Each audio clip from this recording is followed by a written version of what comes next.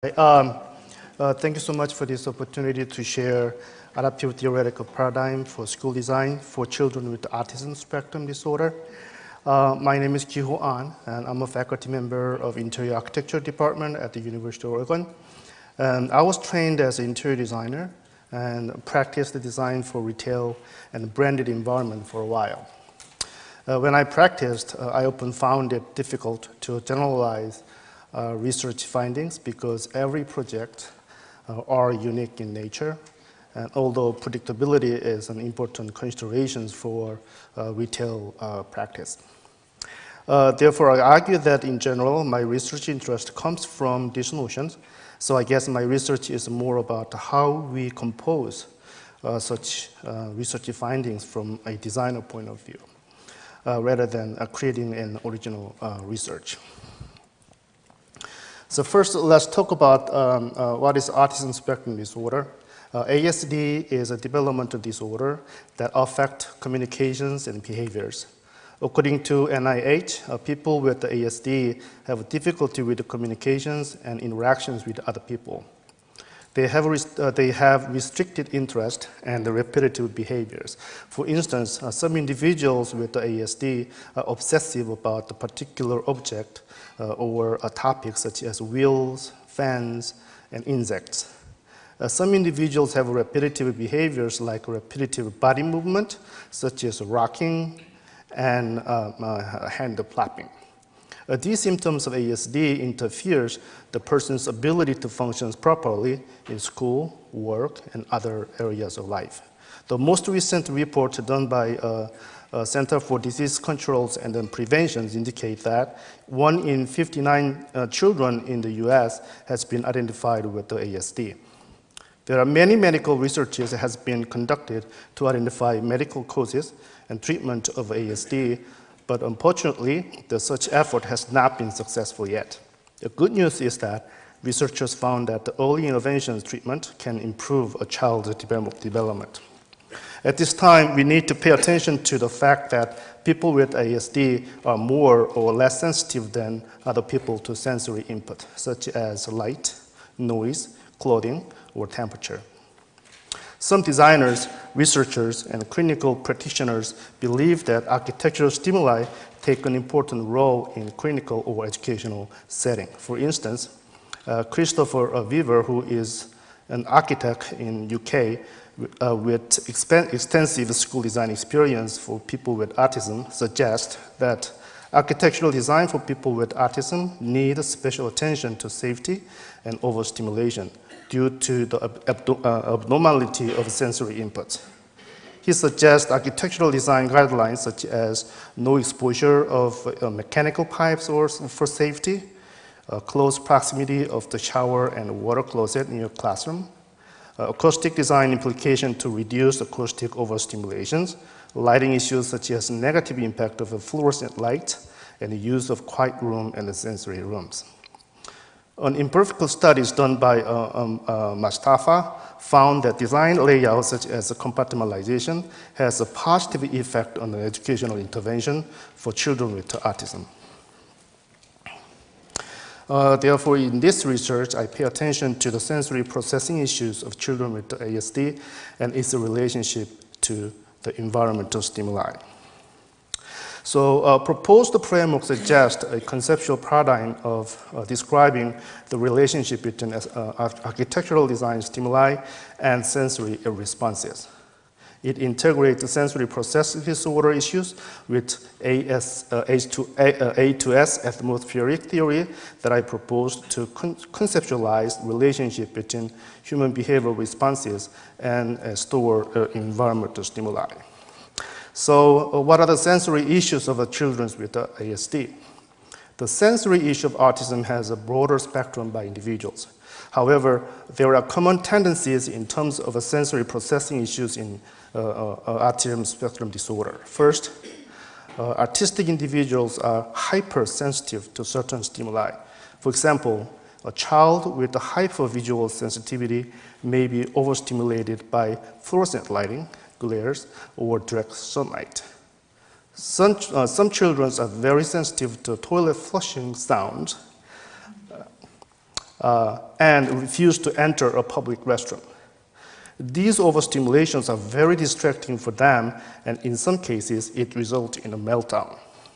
Second, autistic individuals are hypersensitive to a certain stimuli. In order to detect the stimuli, excessive level of stimuli is needed. People with hypersensitivity often seek sensory overload to feel contents. For example, individuals with a hypertactility may seek deep pressure to feel relaxed. Individuals with a hypersensitivity to sound may feel comfortable with very loud sounds or noise. At the same time, these could be harmful for hypersensitive individuals. Often, this type of the hypersensitivity causes safety issue as well. For instance, some individuals with a hypertactility may not feel pain when they touch a sharp object, or an object with a high temperature or cold temperature. Also, individuals with autism show behavioral issues such as a social deficit and the language impairment. Often they show repetitive behaviors such as stimming, and that is a self-stimulatory behavior that is often culturally unacceptable. Examples are hand clapping, rocking, and spinning, and banging one's head against the wall. They do not know why they do this, but experts believe that it is a tool for self-regulation and self-calming. To conceptualize the relationship between artistic behaviors and architectural stimuli, I adopted a theoretical framework that I proposed. Why is it useful for this study? This AS model was proposed to conceptualize consumer behavioral experience induced by store stimuli. Stakeholders can use this model as a communication tool to develop and optimize the store design. In marketing, this type of study is called atmospherics. And there are many researchers investigating this type of issue in marketing. The AS2 model integrated 3 existing theories in marketing: environmental psychology and aesthetics. The primary structure of AS2 model is the adaptive from a stimuli-organism response paradigm suggested by Donovan and Rogeter in store atmospherics. They suggest that store behavioral response, such as approach or avoidance behaviors, can be predicted by pleasure and arousal that are an internal feeling state induced by store stimuli. Preference theory by Kaplan and Kaplan and aesthetic theory by Berlin provide useful set of information about the design composition that are related to the human preference and aesthetics. The AS2 model adopts the idea of comfort suggested by Skitovsky in 1992, and it replaced pleasure because comfort can be a predictor of the pleasure that is considered in this model as a dependent variable. In a literature of the environmental stimuli in store atmospherics, ambient factors, social factors, and design factors are common categories of type of stimuli that are related to behavioral responses. From a designer's point of view, it was unclear how this taxonomy induces feeling state of the pleasure and arousal that are conceptualized by Donovan and Rogeter. Therefore, the A2S model also suggests the new taxonomy of architectural stimuli that may predict induced feeling state, comfort, and arousal. So this is the kind of summary of the AS2 model. This model conceptualizes comfort and arousal as a central role in this model. They are feeling states directly induced by stimuli and architectural innovations. Comfort is a physically and mentally comfortable conditions that are influenced by the quality of ambient factors such as lighting, temperature, sounds, and spatial factors that are related to functionality and consumer intent. Arousal is the feeling state that is subject experience and the degree of which these subjects are aware of environmental stimuli and of environmental cue for service product quality inference. The state of the arousal can be influenced by sensory factors that are categorized into long-term factors and short-term factors that are related to the sensory tolerance level. The interactions of the comfort and arousal induces feeling state of the satisfaction that range from the cognitive satisfaction to intuitive excitement that result in avoidance or approach behaviors toward the service or product. This A2S model suggests that motivations from utilitarian to experiential is a key moderator to determine the level of comfort and arousal for positive emotional responses. Designers can justify a targeted arousal level by determining the motivation of intended consumers. Regarding comfort, low arousal for a utilitarian shopping environment and high arousal for an experiential shopping environment are suggested for maximum approach behaviors. Since I developed this model, I used this model for some design project and I used it when I evaluated student work. I found these models useful because the model enabled me to understand user point of view when designing a space. Also, I found the empirical evidence to support this model via an experiment, but I'm not going to talk about this one in this presentation. So, the new framework proposed for school design for children with ASD suggests that the twin concept of the comfort and arousal can be used to determine or to measure the perceived environmental quality of a school environment. Comfort is physiologically and or mentally amendable conditions that support the activity intended.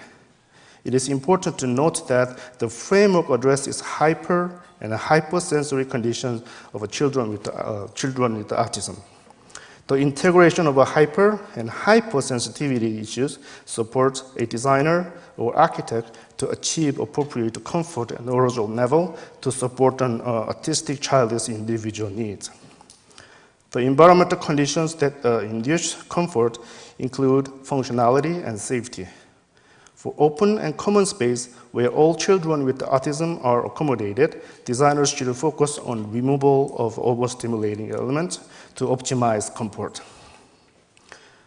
For hypersensitive children, the design should focus on removal of a harmful or dangerous elements such as exposed mechanical pipes or heating sources. If a space is designed for sensory-seeking behaviors, the space should be compartmentalized to avoid any overstimulating consequences. It might be challenging to accommodate all needs of autistic children at once because of the various sensory needs. In this case, a temporary refugee area to neutralize overstimulation should be provided. Arousal is a feeling state that subjects experience and the degree to which they are aware of environmental stimuli. To support educational intervention, arousal works to create an attention to stimulate the children or to introduce new stimuli.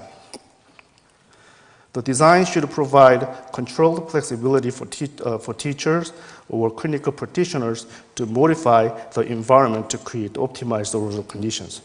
This should be accomplished under comfort conditions. Too much arousal will induce discomfort that results in a negative behavioral response. This model suggests repetition is a key element for optimizations of comfort and arousal levels. It increases predictability that moderate comfortable feelings and motivate a willingness to explore new stimuli without being distracted. Unlike the sensory factors in the AS2 model, the sensory factors should address a tolerance level of individual sensory profiles. For the long-term sensory factors, designers should be used to neutralize the sensory elements such as indirect lighting, neutral color schemes, and or soft textures to avoid extreme arousal level. The short-term factors include any sensory stimuli that activate attention, such as strong colors, moving element, lighting effect, and or sensory equipment. Designers should be very careful when using these short-term sensory factors, because any short-term sensory stimuli can easily overwhelm the hypersensitive individuals. This graph illustrates the interactions of comfort and arousal in relation to the possible behavioral responses. Y-axis represents induced quality of a behavioral response, and the goal of design applications is to maximize approach behaviors. Y-axis represents the arousal input level in order to achieve the optimum level of approach behaviors. And a medium arousal level should be achieved. The intermediate level of arousal could be achieved by compositions of environmental stimuli. The composition is based on user stimulus tolerance level. For instance, individuals with a hypervisual sensitivity might not be able to tolerate the strong patterns that result in discomfort, whereas normal visual sensory individuals can tolerate the same pattern without discomfort feeling.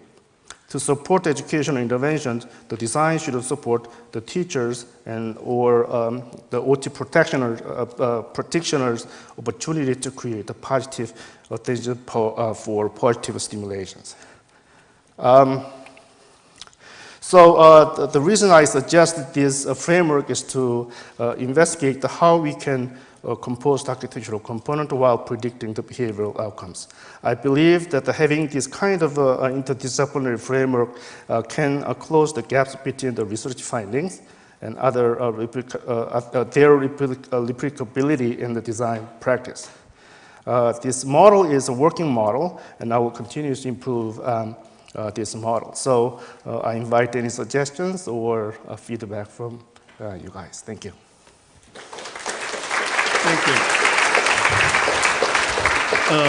We're running a little behind time, so if there's a question from Mr. Young, Dr. Young, then we could talk about it at the break. Thank you. Thank you. Now we have